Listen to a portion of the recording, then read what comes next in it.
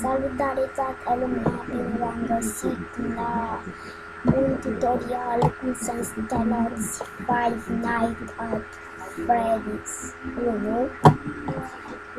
Acum asta bară, intrăm pe Google și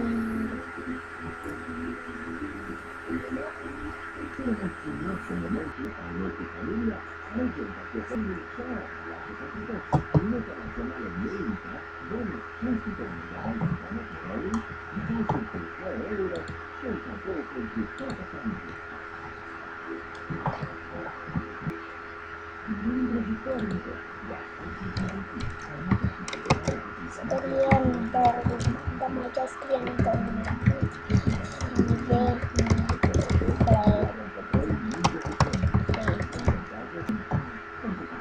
am pus pe pauză greșeală.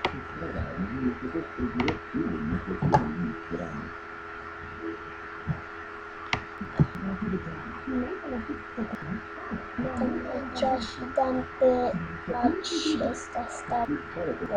O să vă pun link-ul unde să vă pun link-ul.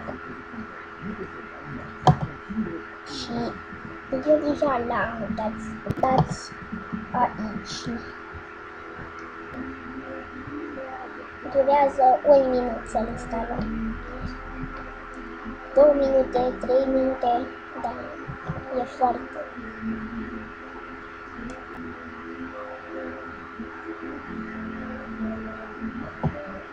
Dăm și așteptăm. Ok, regul acesta. Deci, hai să pun pe pauză. Freddy, deci, fie s-a încărcat, intrați în el, așteptăm.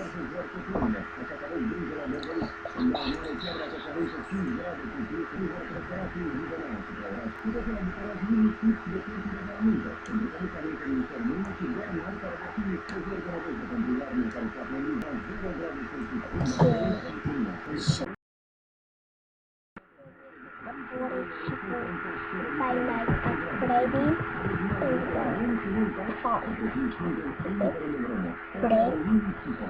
și vedeți aici să dați începe să dați dăm de start și așteptăm. Deci cred că asta e a treia oară pe luna asta când îmi instalez prima oară, de 2 ori am dat profesional și acum